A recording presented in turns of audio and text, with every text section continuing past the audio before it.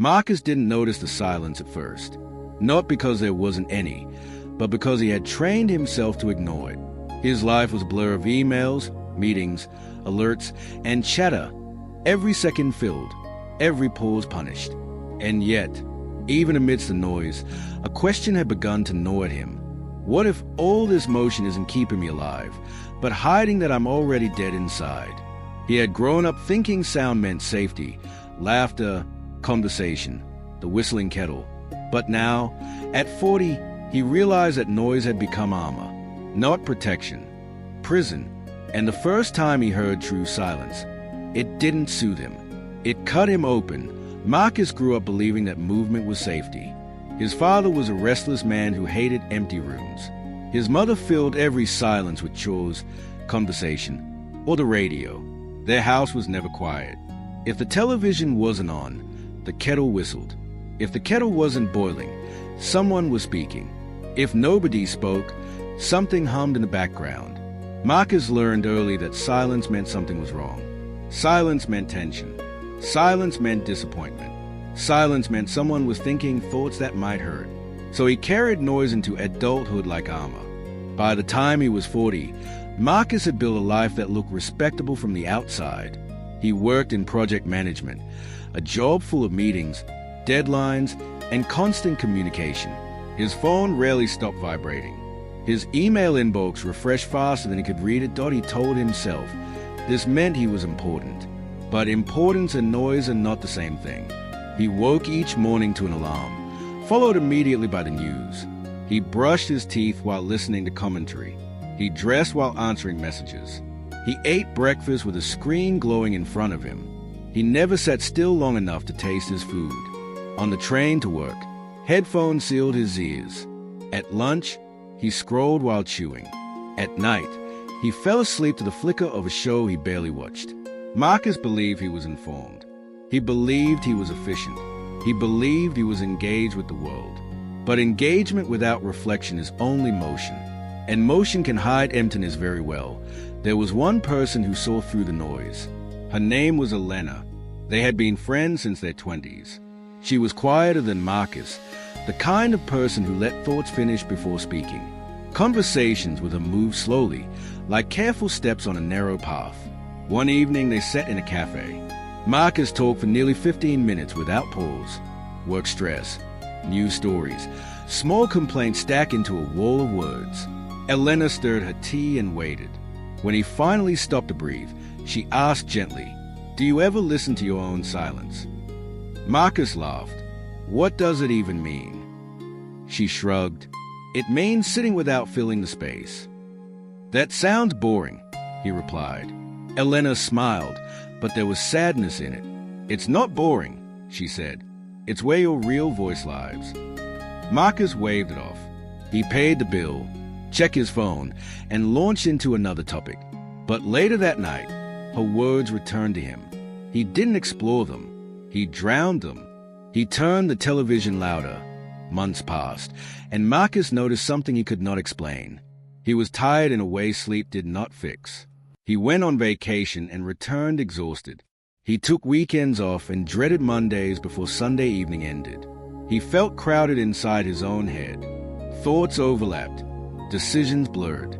Even small choices felt heavy. He blamed work. He blamed age. He blamed the world's pace. He never considered the possibility that he was suffocating under his own noise, because noise had become normal, and normal rarely feels suspicious. The blackout arrived without warning. No storm, no announcement, no explanation, just darkness. Marcus woke to stillness so complete it startled him. The digital clock was blank, the air conditioner silent, the city outside unusually muted. He reached for his phone. Dead. For a moment, panic flickered, then irritation, then nothing. He sat on the edge of his bed and listened. The quiet felt thick. It wasn't peaceful yet. It felt like standing in a room after an argument, when words have left, but tension remains. He dressed slowly, unsure what to do with the extra minutes. Without screens, time stretched. Each action took longer because there was no distraction to compress it. He made coffee on a gas burner. The sound of boiling water felt louder than it should. He sat at the kitchen table and waited. For what? He didn't know silence is not empty. It is a doorway. Once Marcus stopped resisting it, memories began walking through. He remembered a promise he made to himself at 25. I will not become someone who lives only for work. He remembered breaking that promise quietly, one promotion at a time. He remembered the last serious conversation with his mother before she passed. He had been distracted, glancing at his phone while she spoke. He could no longer recall her exact words, only the regret of not listening fully.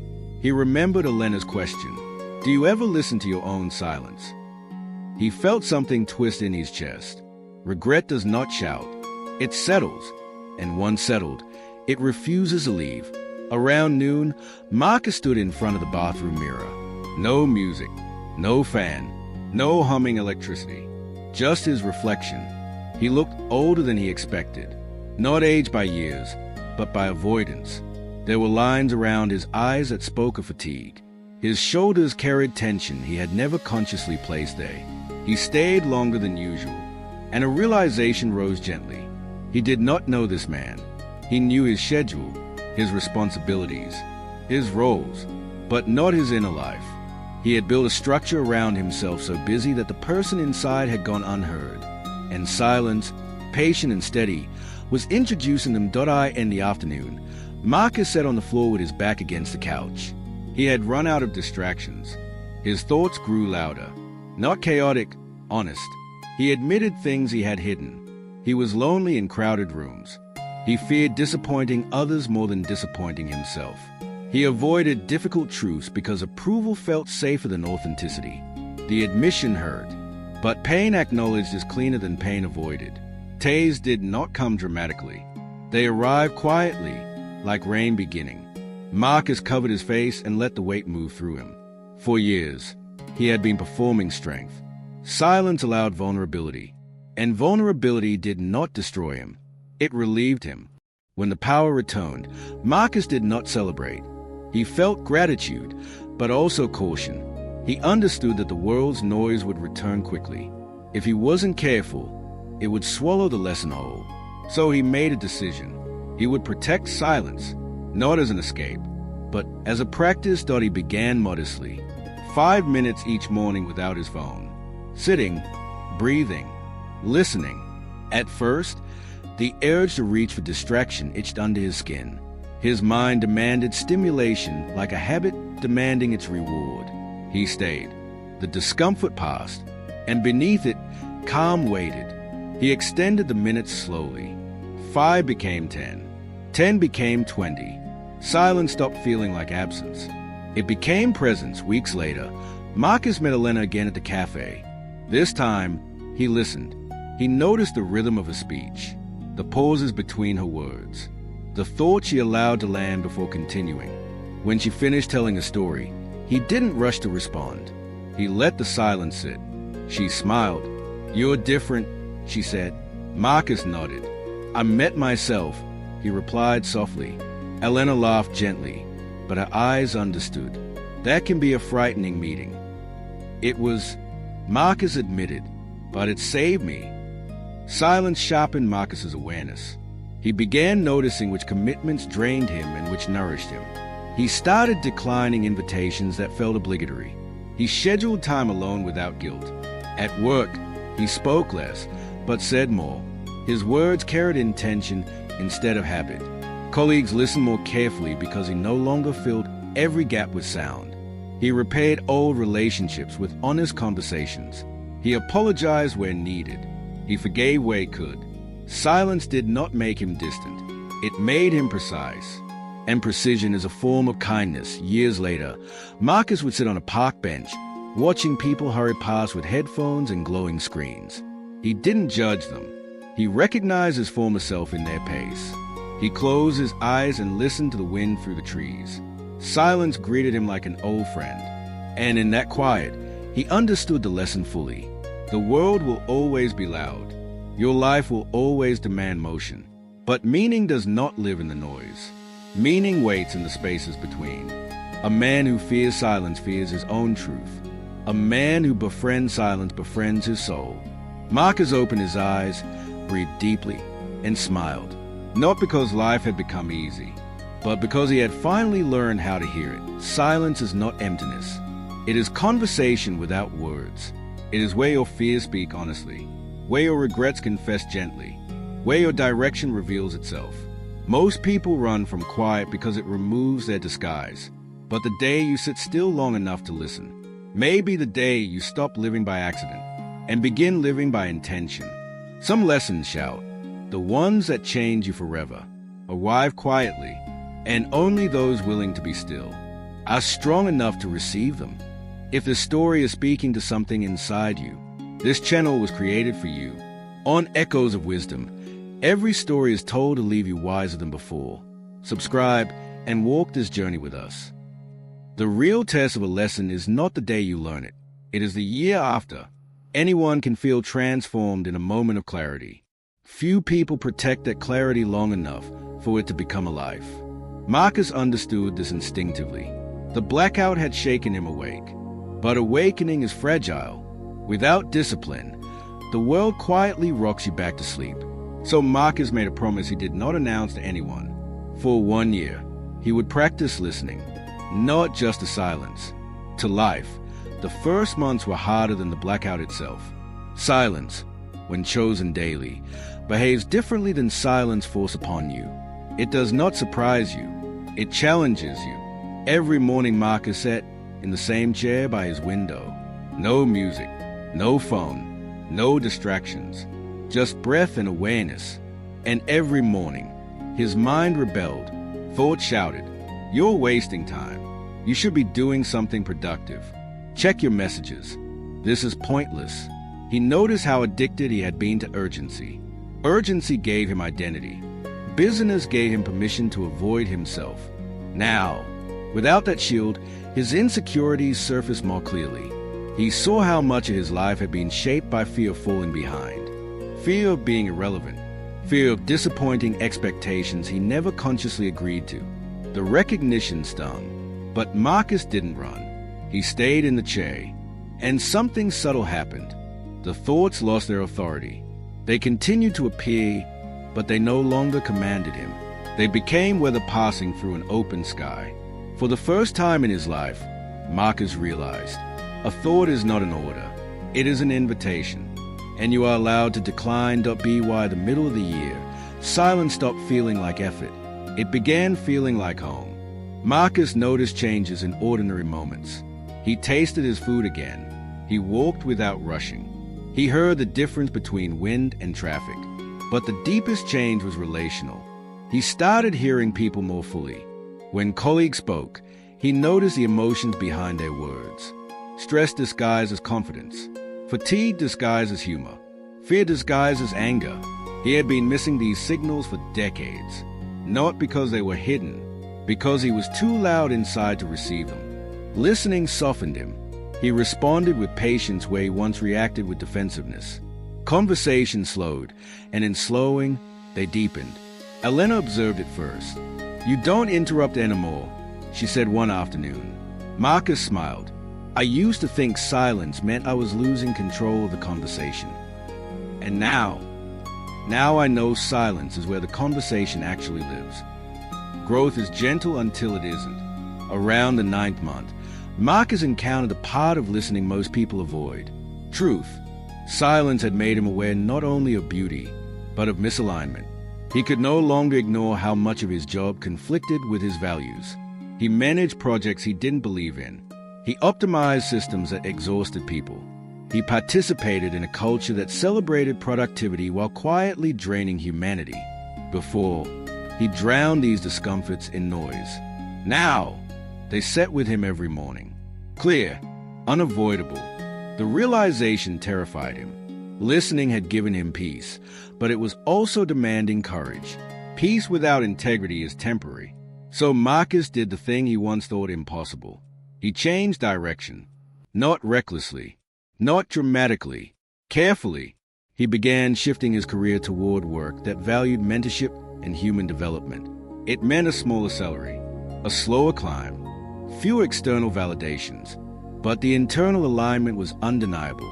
For the first time, his work did not argue with his conscience, and the silence in his mornings became lighter, because he was no longer negotiating against himself. By the end of the year, listening was no longer practice. It was a trait. Marcus did not think of silence as something separate from life. It had woven itself into everything he did.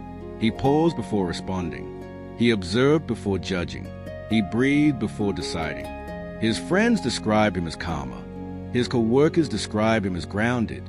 Marcus described himself differently. He felt honest, not perfect, not immune to fear or stress, but honest with his experience instead of hiding from it. And honesty is a form of freedom. On the final day of his self-imposed year, Marcus returned to the same park bench where he once watched the rushing crowd. The city was as loud as ever. Nothing outside had changed. That was the lesson.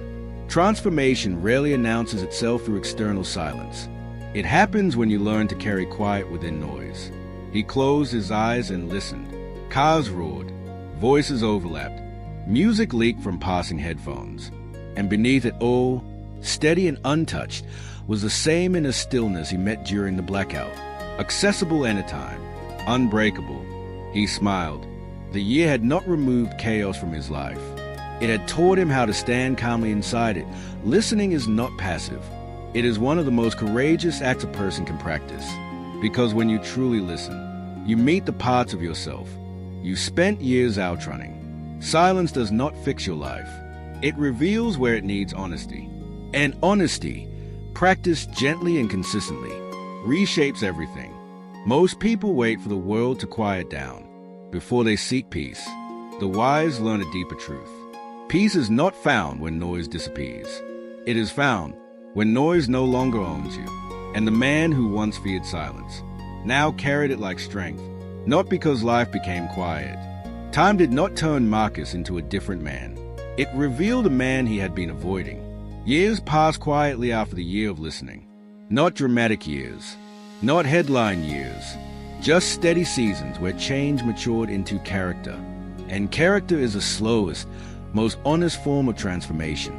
Marcus did not wake one morning announcing himself wise.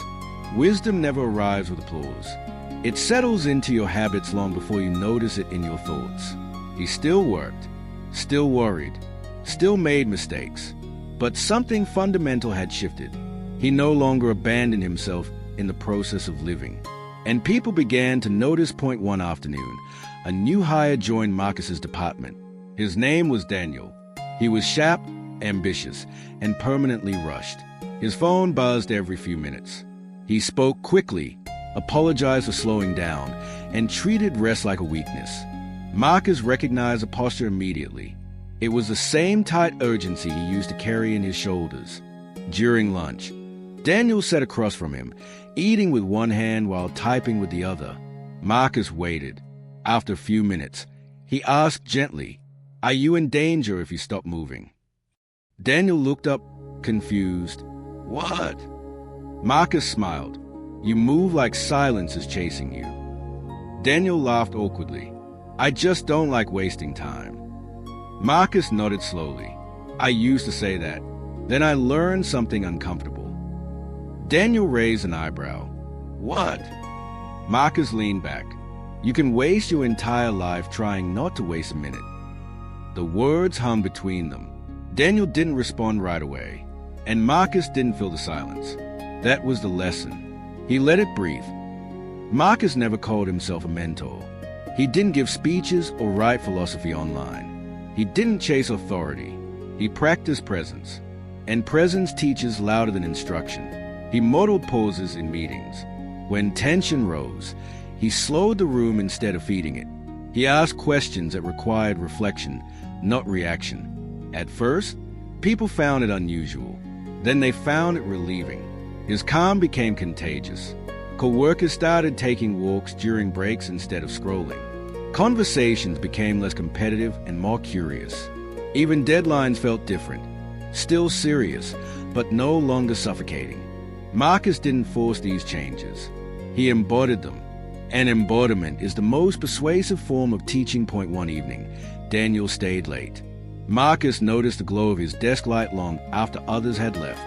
He walked over and found the young man staring at his screen, eyes red with fatigue. Still running. Marcus asked softly. Daniel sighed. I'm scared to slow down, he admitted. If I stop, I'll fall behind. Marcus pulled a chair beside him. Behind what? Daniel hesitated. I don't know, he whispered. The honesty surprised them both. Marcus nodded gently. That's where I was, he said, running from a finish line that didn't exist. Daniel looked at him. So how did you stop? Marcus smiled faintly. I didn't stop running all at once. I learned how to walk inside the run. Daniel frowned. That doesn't make sense. It will, Marcus said, when you sit quietly long enough to hear yourself. Daniel laughed nervously. I don't think I'd like what I'd hear. Marcus met his eyes. That fear is a doorway. And in that moment, Marcus understood something profound. Teaching is not giving answers. It is pointing gently toward courage. Months later, Daniel began arriving early. Not to work, to sit. At first, Marcus pretended not to notice. Growth needs privacy. But one morning Daniel approached him with a quiet smile. I get it now, he said. Marcus raised an eyebrow. The silence thing, Daniel explained. It's loud at first. Marcus chuckled. Yes. But after a while, Daniel continued. It's like cleaning a window I didn't know was dirty. Marcus felt warmth spread through his chest. Not pride, gratitude, because the lesson had moved forward without him pushing it. Wisdom does not belong to the teacher. It belongs to anyone brave enough to receive it. Years later, Marcus would be asked what changed his life. People expected a dramatic answer, a tragedy, a breakthrough moment, a spiritual awakening. He always gave the same reply. I learned how to sit still. Most people laughed. They thought he was joking, but Marcus knew the truth. Stillness had introduced him to himself. Listening had rewritten his priorities. Silence had become his compass. And through that compass, he had become a quiet teacher. Not because he mastered life, but because he stopped running from it. The world celebrates speed. But speed without direction is only exhaustion in disguise. The greatest teachers are not the loudest voices. They are the people who have learned how to be still without fear. Because a person at peace with silence cannot be easily manipulated by noise. They choose deliberately, speak carefully, live honestly, and their presence reminds others that rushing is not the same as living. Marcus did not escape the world. He learned how to stand inside it without losing himself, and in doing so, he became a lighthouse for those still lost in the storm, not by shouting instructions, but by glowing quietly. Some lessons arrive in words. The ones that change generations arrive in example, and the man who once feared silence became proof that listening is a form of strength. Stories end, but wisdom stays. If you believe stories can change the way we see life, welcome to Echoes of Wisdom. Subscribe and let every story leave you better than it found you.